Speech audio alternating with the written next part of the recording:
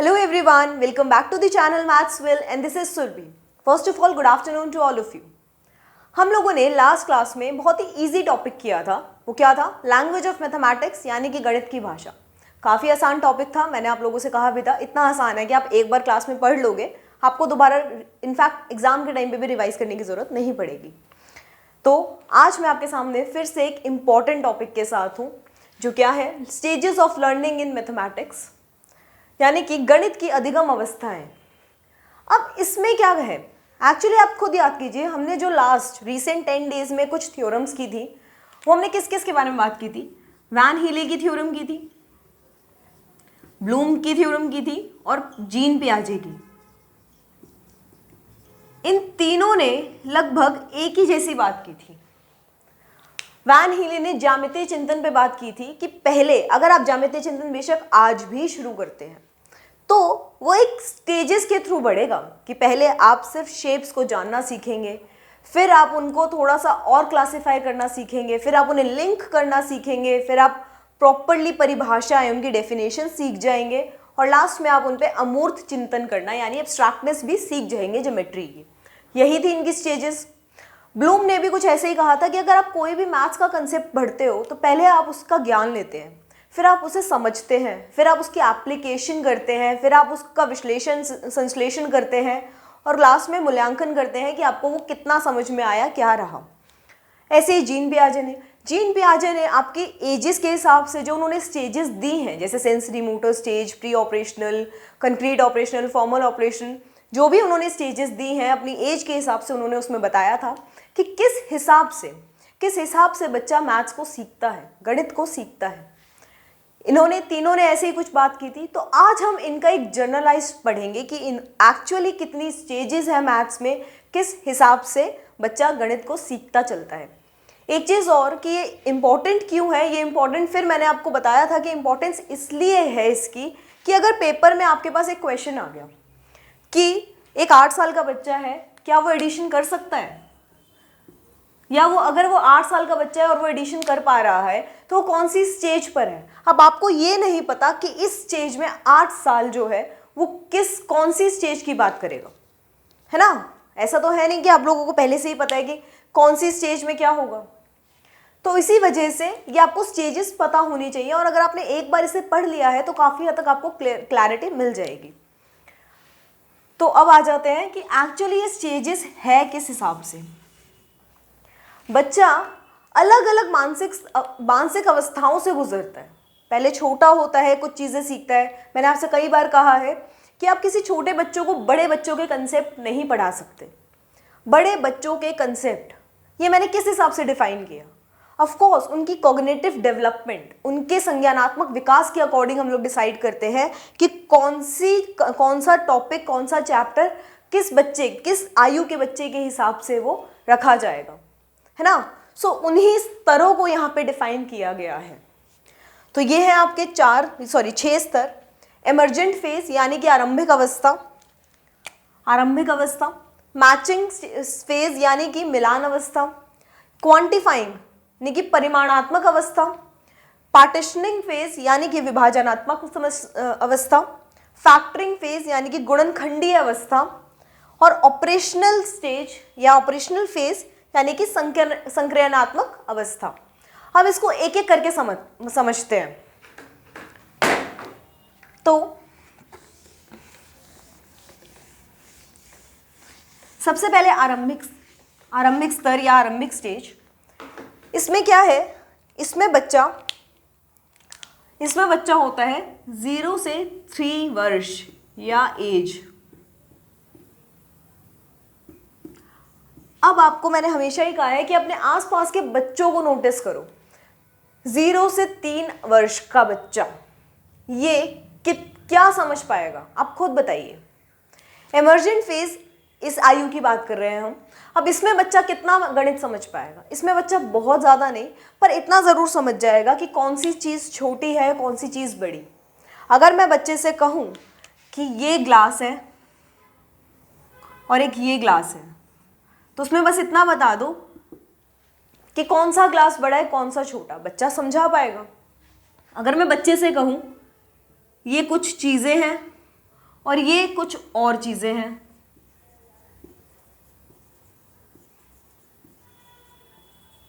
तो बच्चा इसमें बता पाएगा कि ये कम है और ये ज्यादा है। यही होता है इमर्जेंट फेज में। बहुत लंबा चौड़ा, बहुत कुछ ज्यादा समझने का इसमें नहीं है। सिर्फ और सिर्फ आपको पता होना चाहिए किस स्टेज में बच्चा कितने वर्ष का है और उसमें वो क्या क्या समझ पा रहा है, किस किस चीज पे तक वो पहुंच पा रहा है गणित। बस वो इतना ही है इमर्जेंट फेज में कि बच्चा थोड़ा कम ज्यादा और बड़े छोटे का थोड़ा सा अंतर समझ पाएगा। ठीक है, उसके बाद आते हैं हम अपने सेकंड पे। सेकंड स्टेज यानी कि मिलान अवस्था। अब अगर मैं मिलान अवस्था की बात करूं, मैचिंग फेज,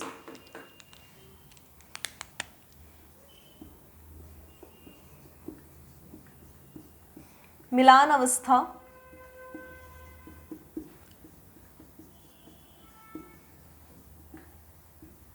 मैचिंग फेज,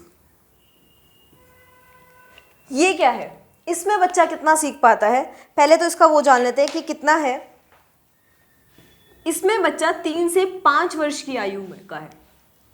अब आप एक चीज समझना, जो इमर्जेंट फेज था उसमें बच्चा 0 से 3 था। 0 से 3 का क्या मतलब है कि 3 साल का बच्चा स्कूल जाना शुरू करता है। जो उसकी एक्चुअल एजुकेशन, फॉर्मल एजुकेशन शुरू होती है वो 3 साल से शुरू होती है। तो उससे पहले बच्चा घर में कितना सीख लेता है? घर में बच्चा बस इतना ही सीख पाता है, टूटी फूटी सी काउंटिंग सीख लेता है, रट लेता है, या उसको जीरो मतलब इतना लेवल पे आ जाता है बच्चा कि कम ज़्यादा में भेद कर सके या थोड़ा बहुत काउंटिंग सीख ले। लेकिन अब बच्चा 3 से 5 वर्ष का है, यानी कि ये वो टाइम है जब बच्चे ने नर्सरी भी कर ली है और केजी, एक छोटे वाली स्टेजेस उसने पूरी कर ली है। तो अगर वो इन 2 साल स्कूल गया तो ऐसा तो है नहीं कि टीचर ने कुछ नहीं सिखाया, सिर्फ रंग भरना सिखा दिया। इस एज में बच्चा थोड़ी बहुत काउंटिंग सीख जाता है। और काउंटिंग कौन सी? मतलब वो डबल डिजिट वाले नंबर्स भी सीख जाता है। मतलब अब तक जितना उसने 1 2 3 4 सीखा था, अब वो उससे आगे बढ़ के प्रॉपर काउंटिंग में आ जाता है कि वो 10 से आगे 20 तक यूजुअली सीख जाता है बच्चा। सीख जाता है ना। आप अगर अपने आसपास बच्चा देखेंगे तो फर्स्ट क्लास तक का बच्चा इतना सीख जाता है कि उसको छोटी मोटी काउंटिंग आ जाए। तो यही है यहाँ पे कि उसको एक तो ये थोड़े हद तक काउंटिंग, मतलब किस हद तक कि वो 2 डिजिट के नंबर तक सीख जाता है। 100 तक उसे काउंटिंग नहीं आती, लेकिन 20 to 30 के बीच तक काउंटिंग सीख जाता है। तो डबल डिजिट वाली काउंटिंग सीख जाता है 3 से 5 साल का बच्चा। और उसके बाद अब वो एक्चुअली काउंट करके आपको बता सकता है कि कौन सी चीज कम है, कौन सी ज्यादा। मतलब अगर आप इमर्जेंट फेज में होते तो मैंने आपसे कहा कि वो बच्चा इसमें और इसमें अंतर कर पाता, ठीक है। लेकिन अब बच्चा मिलान अवस्था में है, मैचिंग फेज में है। अब अगर आप बच्चे को सिर्फ इतने में इतना भी डिफरेंस देंगे तो बच्चा काउंट करके बताएगा कि ये ज्यादा है और ये कम है।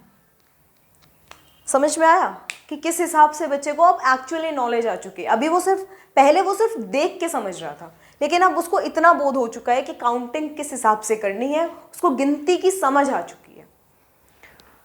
अब आते हैं अपने नेक्स्ट स्टेज पे, यानी कि थर्ड स्टेज पे। थर्ड स्टेज है आपकी क्वांटिफाइंग स्टेज।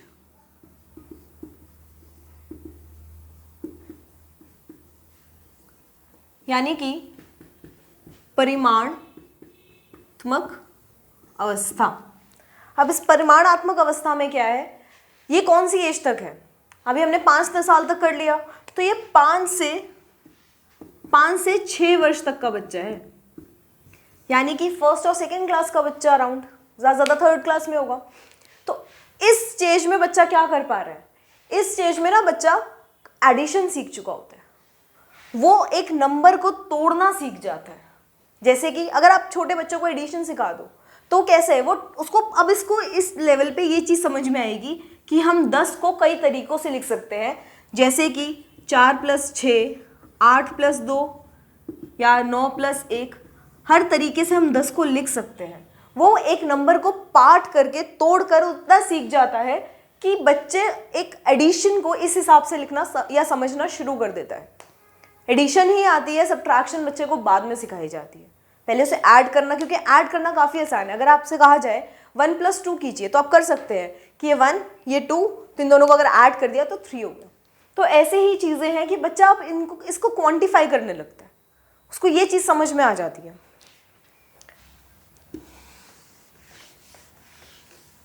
चौथे स्टेज पर आते हैं। आपका चौथा स्टेज होगा विभाजनात्मक, यानी कि पार्टिशनिंग स्टेज। पार्टिशनिंग फेज यानी कि विभाजनात्मक। अब इस विभाजनात्मक अवस्था में क्या कर रहा है बच्चा? इस विभाजनात्मक अवस्था में पहले तो ये 6 से 9 वर्ष तक है, 6 से 9 वर्ष, यानी कि 3rd क्लास से लेकर 4th 5th तक। तो आप इतना खुद ही समझ पा रहे हैं कि इस एज में बच्चे को क्या क्या आ चुका होगा। 3rd से 4th 5th तक आ गया बच्चा, अब इसको एटलीस्ट काउंटिंग तो पूरी आ चुकी है। पूरी का मतलब है 100 तक, एक लेवल तक आ चुकी होगी काउंटिंग। एडिशन पे बहुत अच्छी पकड़ होगी। साथ में अब बच्चे को प्लेस वैल्यू का ज्ञान, यानी कि स्थानीय मान का ज्ञान भी हो चुका होगा।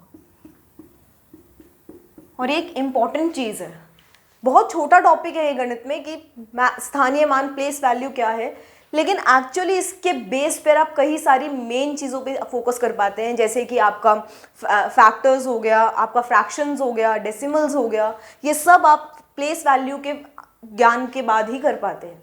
अगर आपको प्लेस वैल्यू का बारे में कुछ भी नहीं पता होगा तो आप डेसिमल्स कभी नहीं सीख सकते, ठीक है ना। तो अब इसमें क्या है बच्चा, साथ में अभी तक जैसे पिछले फेज में, पिछला फेज था हमारा 3rd फेज में बच्चा क्या सीख पा रहा था, वो 2 डिजिट के नंबर सीख पा रहा था। इससे पहले तक 2 डिजिट का नंबर अच्छे से समझ पा रहा था, लेकिन अब वो 3 डिजिट नंबर भी सीखने लगता है। अब वो 3 डिजिट नंबर्स भी अच्छे से सीख जाता है, और साथ ही वो इन नंबर्स को तोड़ना भी सीख जाता है। जैसे कि अगर मैं यहाँ पे लिखूँ 342, तो बच्चा इसे तोड़ कर लिख सकता है, क्योंकि इसे प्लेस वैल्यू का ज्ञान है। तो वो ऐसे लिख सकता है 300 + 40 + 2। ये क्या है? क्योंकि बच्चे को प्लेस वैल्यू का ज्ञान है। बस इतना ही है पार्टिशनिंग फेज। तो आपसे क्वेश्चन भी ऐसे ही आ सकता है कि आपसे पूछ लिया जाएगा कि, या तो डायरेक्ट पूछेंगे पार्टिशनिंग फेज में बच्चा क्या करने लगता है, या उसको किसका ज्ञान हो जाता है। इनमें से 3 चीज़ें दे दी जाएगी, आपसे 2-4 चीज़ें और बता दी जाएंगी। एडिशन हो जाता है, जोड़ना घटाना या कुछ भी, तो आपको ये बताना होगा कि इसमें प्लेस वैल्यू का ज्ञान हो जाता है बच्चे को। उसके बाद गुणनखंडीय अवस्था, यानी कि फैक्टरिंग फेज। फैक्टरिंग फेज में फैक्टरिंग फेज ये सबसे इंटरेस्टिंग फेज होता है। गुणनखंडीय अवस्था,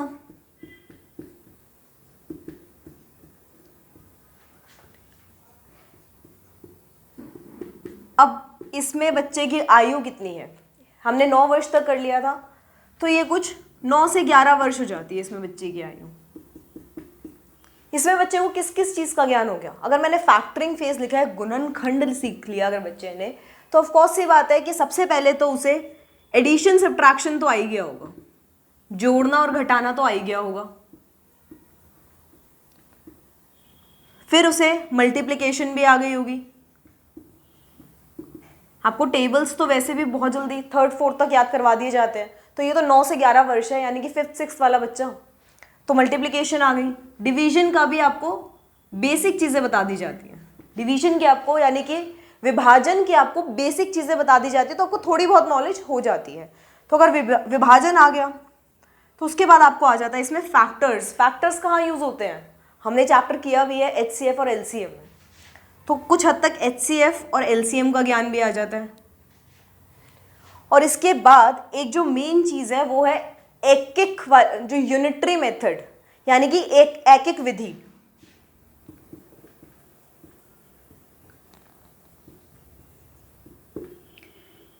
यूनिटरी मेथड, और इसका क्वेश्चन कैसे आएगा, इसका क्वेश्चन ऐसे आएगा कि इस स्टेज में बच्चा एक्चुअली करने क्या क्या लगता है। तो उसमें क्या कहेंगे कि एक बच्चा नॉर्मल बच्चा है, वो उससे आप अगर पूछोगे ना कि एक बच्चे के पास, सपोज कीजिए कि एक क्लास में एक बच्चे के पास अगर 2 टॉफी है तो अगर आप उससे पूछो कि 10 बच्चों के पास कितनी होंगी, तो वो ये मल्टीप्लिकेशन यानी कि गुणा का कंसेप्ट यूज करके आपको बता पाएगा कि 10 बच्चों के पास 20 टॉफीज होंगी। इसी हिसाब से अगर आप उससे कहेंगे कि 1 दर्जन में 12 केले हैं, तो बता पाएगा कि 3 दर्जन में 36 केले होंगे।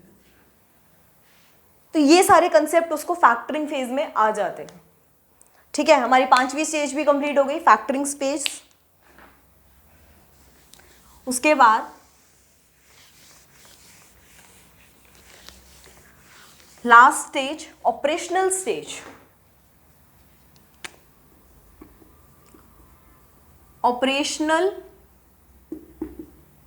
स्टेज या फेज यानी कि संक्रियात्मक अवस्था। आपने देखा फैक्टरिंग फेज में उसको बेसिक एडिशन, सब्ट्रैक्शन, मल्टीप्लिकेशन और डिवीजन आ चुकी है, उसको ये बेसिक चीजें आ चुकी हैं। ठीक है, मैंने आपसे कहा कि उसको थोड़ा बहुत ज्ञान हो जाता है, लेकिन इस ऑपरेशनल फेज में बच्चा अब कितने साल का हो चुका है? वो हो चुका है 11 से 13 साल तक का बच्चा है। ठीक है, तो अब वो आ चुका है आपका 6th और 7th में, कुछ आप उस बच्चे की ये एज हो चुकी है। तो 7th क्लास तक का बच्चा आप खुद इमेजिन भी कर सकते हो, और अगर नहीं भी कर पा रहे हो तो आप लिख लीजिए कि क्या है उसको ये 4 ऑपरेशंस जो फंडामेंटल ऑपरेशन है मैथ्स के, उसको उन सब की पूरी जानकारी हो चुकी है।